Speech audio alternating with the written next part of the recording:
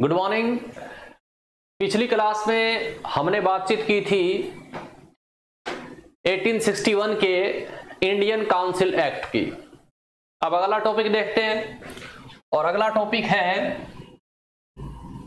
The Indian councils act of 1892, यानी भारतीय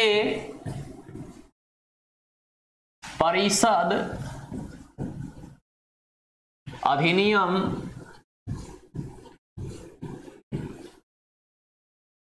1892।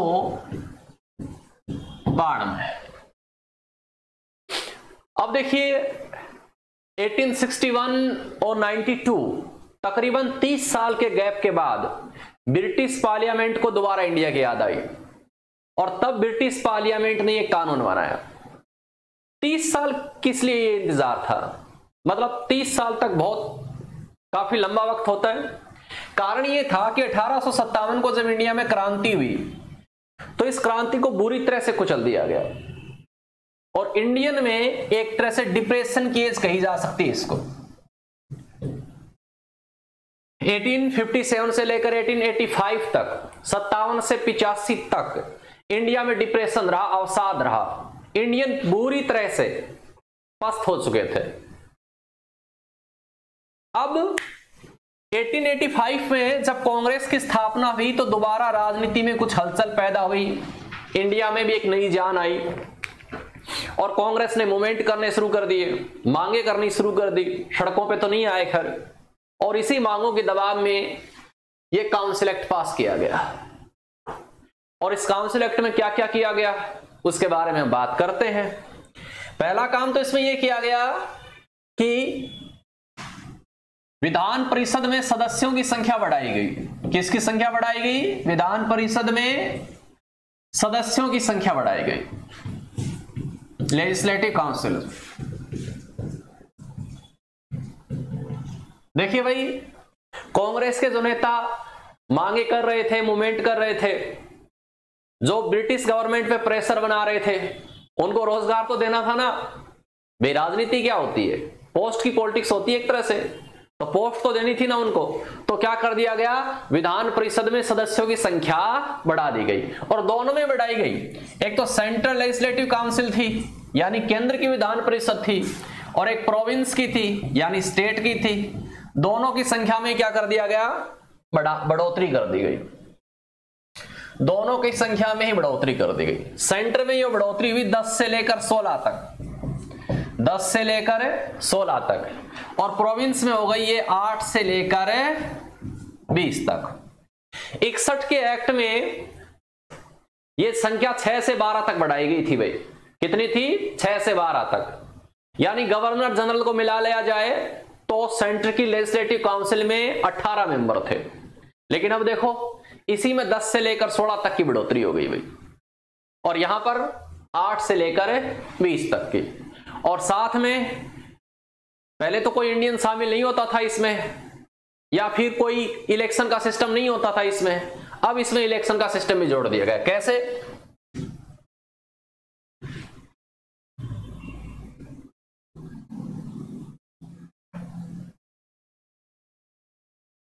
जैसे 10 से 16 है, इसमें 10 मेंबर गैर सरकारी थे भाई।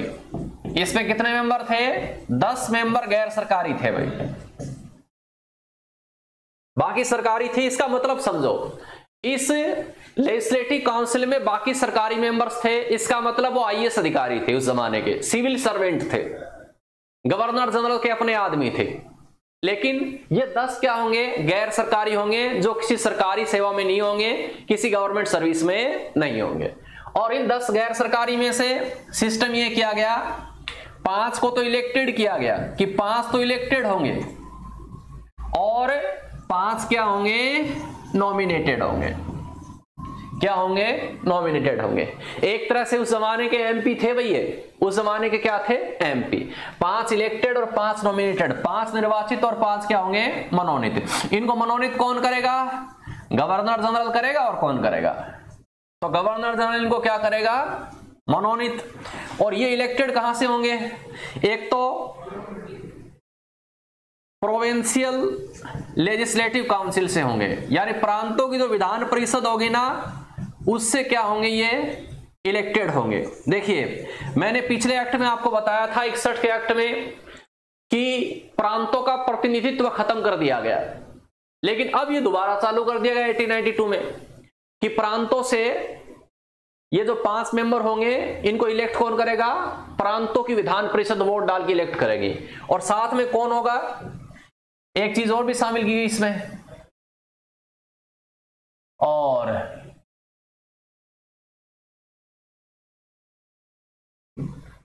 ठीक है, साथ में chambers of commerce, chamber of commerce of Calcutta.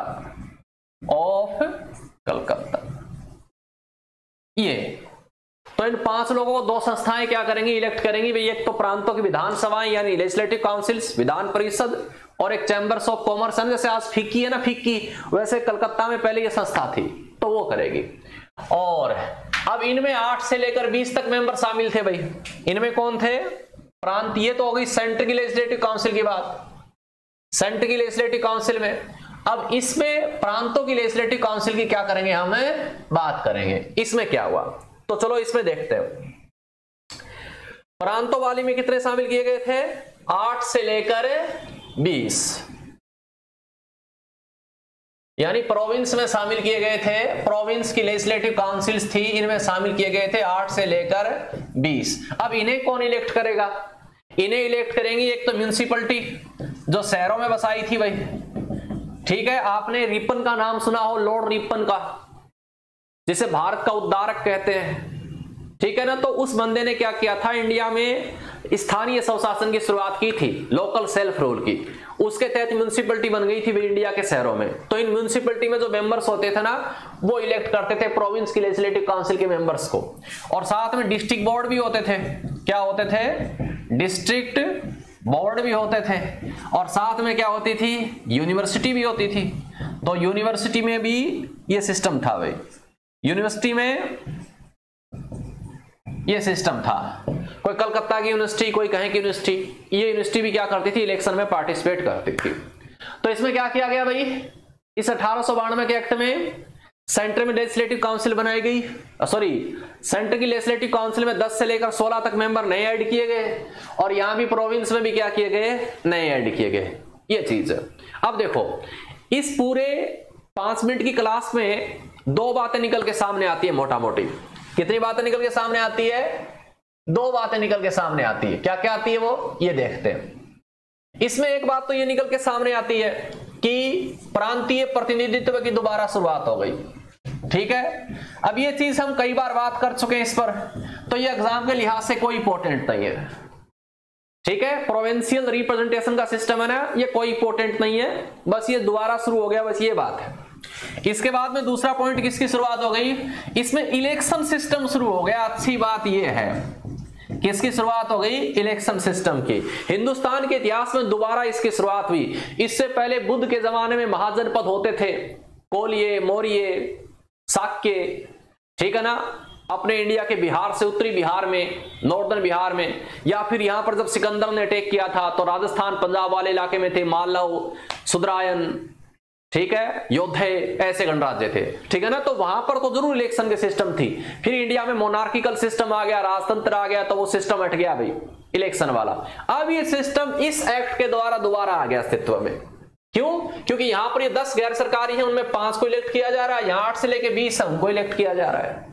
तो एग्जाम में ये सवाल आपसे पूछेंगे। इसमें मैंने अब तक जो भी बताया इस एक्ट में, आपसे एग्जाम में सिर्फ यही सवाल पूछेंगे कि इलेक्शन सिस्टम को सीमित रूप से कब स्वीकार किया गया, ठीक है ना। आप लिखना चाहो तो नोट आगे लिख लो, इस चीज को इंपॉर्टेंट है। जैसे इस अधिनियम के द्वारा भारत में सीमित रूप से निर्वाचन प्रणाली की शुरुआत की गई। इस अधिनियम के द्वारा भारत में सीमित रूप से निर्वाचन प्रणाली की क्या की गई? शुरुआत की गई, ठीक है ना। सीमित रूप से, लिमिटेड रूप से election system begins according to this act, ठीक है भाई। ये चीज है। अब देखिए इसकी बात तो हम कर चुके हैं, अब इसका दूसरा काम क्या था, इस एक्ट में एक काम और भी हुआ था अभी, वो काम क्या था उसके बारे में हम बातचीत करते हैं। देखिए इस अधिनियम के द्वारा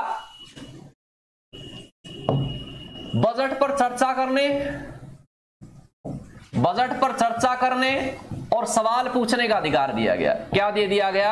सवाल पूछने का अधिकार दे दिया गया।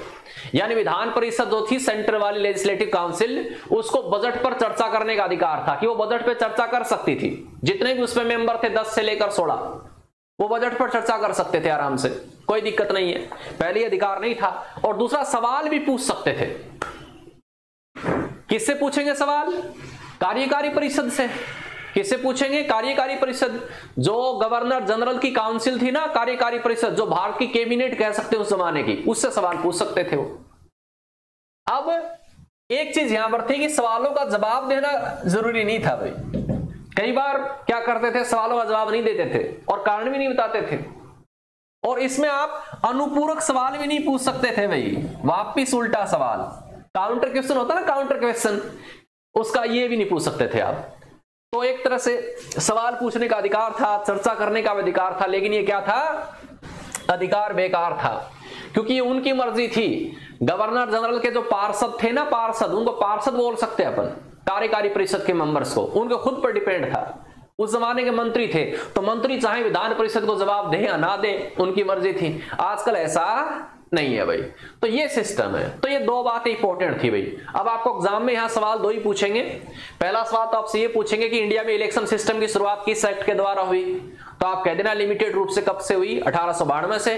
और दूसरा, भारत की विधान परिषदों में सवाल पूछने का अधिकार कब किया गया, या बजट पर चर्चा करने का अधिकार कब दिया गया, तो 1892 से भाई।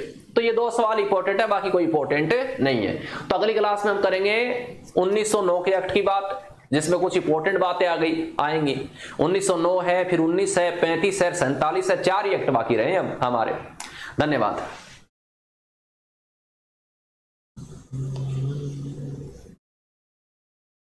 हो गया।